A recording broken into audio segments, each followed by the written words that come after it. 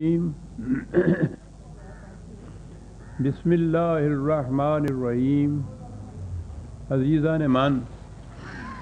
آج فروری 1983 کی 11 تاریخ ہے اور درس قرآن کریم کا آغاز سورہ الرحمن کی آیت 60 سے ہو رہا ہے، 55/60۔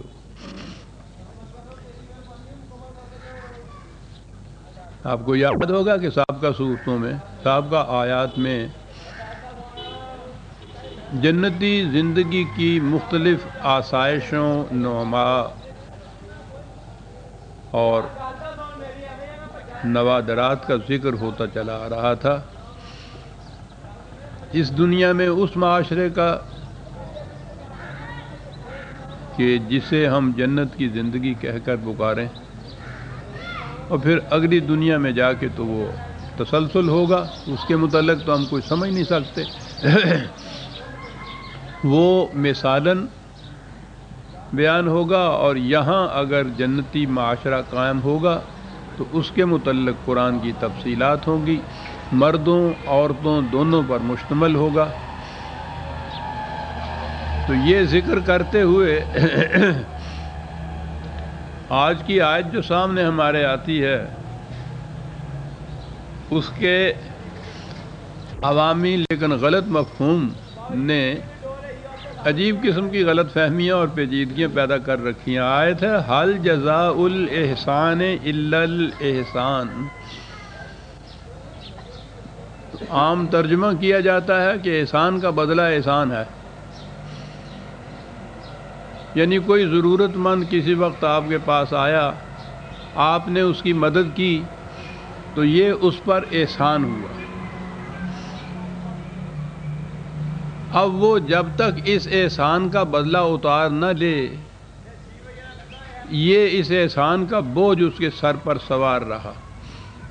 اب وہ آپ کا بے دام غلام بن گیا، ہر معاملے میں جیسے آپ کہیں ویسا اسے کرنا ہوگا۔ عام طور پہ آپ نے سنا ہوگا کہ وہ دیکھیے صاحب اس شخص کو، طوطا چشم، احسان فراموش، محسن کش، کس طرح آنکھیں پھیر لی، کل آیا تھا ابھی روتا ہوا، اور آج کہہ رہا ہے کہ نہیں صاحب ووٹ تو میں اسے دوں گا جسے میں اچھا سمجھوں گا، لیجئے۔ یہ صورت ہے ان لوگوں کی۔ میاں زمانہ ہی ایسا آ گیا ہے صاحب، یعنی ایک دفعہ احسان کر دیا کس پہ اس کا نام احسان کر دینا کر دیا۔ اب اس کے بعد اس کی جان جب ہی چھوٹے گی، وہ دعائیں مانگے گا کہ یا اللہ اس پہ بھی مصیبت پڑے، یہ بھی روتا ہوا آئے، اور میں اس طرح اس کی مدد کروں تاکہ وہ احسان کا بدلہ احسان اتار دوں، پھر ہم برابر سرابر ہو جائیں گے۔ اور جب تک ایسا نہیں ہوگا اس وقت تک تو وہ ہر معاملے میں یہ کہے گا کہ احسان فراموش اور محسن کش۔ اور اس کی تائید میں قرآن کی یہ آیت، اندازہ لگائیے آپ، قرآن یہ کہہ سکتا ہے۔ قرآن کی تو کیفیت یہ ہے کہ اگر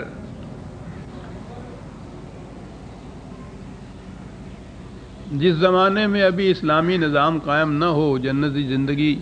تشکیل ہو رہی ہو،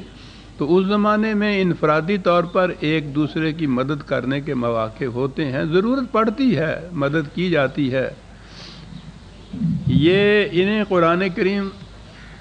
صدقات کہتا ہے،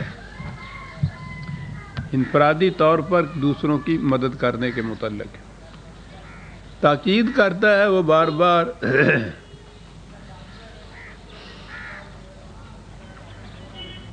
الذین ینفقون 2/262 سے 64 تک یہ آیتیں ہیں۔ الذین ینفقون اموالہم فی سبیل اللہ ثم لا یتبعون ما انفقوا منا ولا اذل، کہ اگر وہ کسی کی مدد کرتے ہیں تو ان کے ذہن میں کسی قسم کا کوئی اجر یا معاوضہ اس کا لینا نہیں ہوتا، وہ اپنی زندگی کا فریضہ اسے سمجھتے ہیں کہ اس طرح سے کہا یہ کہ اس طرح سے مدد کی، اور اس کے بعد اب جس کی مدد کی ہے یہ نہیں کہ کسی طرح بھی اس کی اذیت قلبی کا موجب بن جائے، یعنی اگر جتا بھی دیا کسی وقت آپ نے اس کو تو اس سے بھی اس کے دل کو کوفت پہنچے گی، وہ اس میں ذلت محسوس کرے گا۔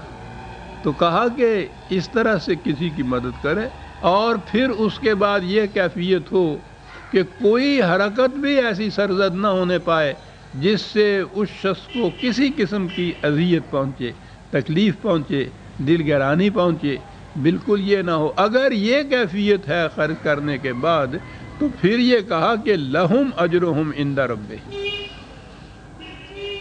وہ اجر جو اس کا ہے وہ تو اس کے عمل کے اندر مضمر تھا، یہ تو ملے گا تمہیں۔ جیسے وہ خدا، اصطلاح قرآن کی یہ ہے نا کہ وہ تو خدا کے ہاں سے تمہیں ملے گا، اس کے ساتھ معاملہ کیا کہ تم نے اس کی مدد کی اور اس کے بعد اب عمر بھر کے لیے اس کے پیچھے پڑ گئے۔ تو کہنے لگے کہ اس طرح مدد کرنے والا اس طرح کہ اس کے بعد کبھی زندگی بھر ایسا کوئی اشارتاً کنایتاً بھی کوئی بات ایسی نہ کرے کہ جس سے اس کو کسی قسم کی اذیت پہنچے، دل گرانی اس کی محسوس ہو، ذلت اس کو محسوس ہو، قطعاً یہ نہ کرے۔ اگر ایسا کیا، یا ایھا الذین آمنوا لا تبطلوا صدقاتکم بالمن والعذی،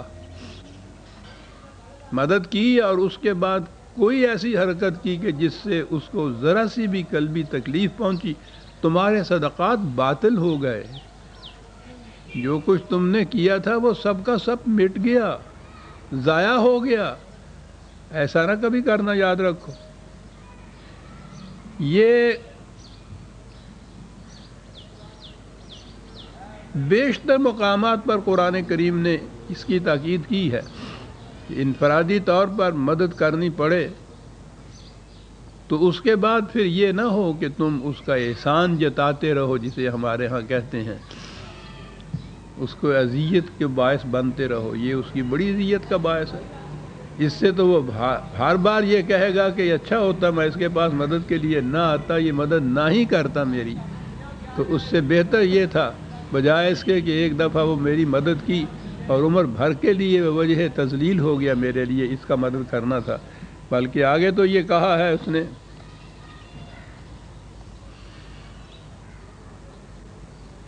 یہ کاہے کے لیے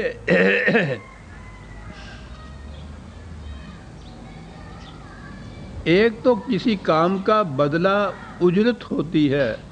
مزدور مزدوری کرنے کے لیے آپ کے ہاں آیا، آپ نے شام کو جو طے کیا تھا 5 روپے 10 روپے روزانہ وہ دے دیجئے، یہ خارج سے بدلہ ملتا ہے۔ اور جو میں کہا کرتا ہوں کہ آپ صبح سیر کے لیے جاتے ہیں 2-3 میل مسافت طے کرتے ہیں، وقت بھی طے کرتے ہیں، تو اس کے بعد کسی سے آگے کہتے نہیں ہیں کہ مجھے 10 روپے دو، میں 3 میل کا سفر کر کے آیا ہوں۔ یہ جو آپ نے کام کیا ہے، یہ جو سیر کی ہے، یہ اتنا سفر کیا ہے، یہ خود اپنا بدلہ آپ بن گیا کہ آپ کی صحت ٹھیک ہو گئی۔ خارج سے کوئی چیز ایسی نہیں ملتی آپ کو، اس عمل کا بدلہ اس عمل کے اندر ہوتا ہے۔ اور قرآن کی تعلیم ایسی ہے، وہ یہ کہتا ہے کہ تمہاری قلبی کیفیت یہ ہونی چاہیے کہ یہ جتنا اس قسم کا حسن عمل ہے وہ خود اپنا بدلہ آپ ہونا چاہیے۔ اور انہی آیات میں وہ عظیم آیت ہے جسے ہم خودی کی پرورش، انسانی ذات کی تقویت، اس کی انٹیگریشن، ثبات اس کا، یہ ہے اس زندگی کے اندر جو مقصود بذات چیز ہے۔ ایک تو یہ طبعی زندگی ہے، طبعی زندگی کی ضروریات کا پورا ہونا تو ضروری ہے، کھانا پینا سونا افزائش نسل، لیکن اصل شے تو انسان کی ذات کی پرورش اور نشو و نما اور استحکام اور فروغ اور اس کا آگے بڑھنا ہے۔ کہا کہ یہ جو کسی دوسرے کی مدد تم کرتے ہو، اس کا مقصد یہ ہوتا ہے، یہ 2/265 آیت بڑی اہم آیت ہے۔ مقصد اس کا یہ ہوتا ہے تثبیتم من انفسہم، اپنی ذات کے ثبات کے لیے تم یہ کر رہے ہو، اس کے لیے نہیں کچھ کر رہے کہ اس سے تم اس کا بدلہ چاہو۔